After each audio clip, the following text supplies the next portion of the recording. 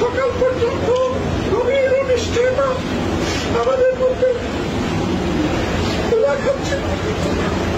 এরপরে এক সময় আমরা যোগাযোগ দিচ্ছি না, কিছু সময় কেউ কারোর সাথে আমরা যোগাযোগই করতে পারলাম না। কত জাতির কত আশঙ্কা আমাদের মাথার উপরে ছিল।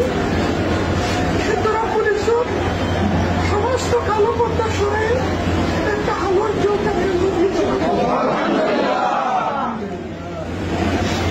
সম্মানিত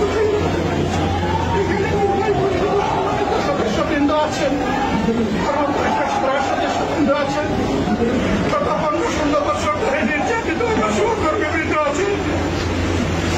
আমরা আল্লাহ তাআলার এই ফয়সালাকে বাংলাদেশের 18 কোটি মুসলিম মানুষের জন্য আল্লাহ তাআলার বিশেষ উপহার হিসাবে কবুল করলাম।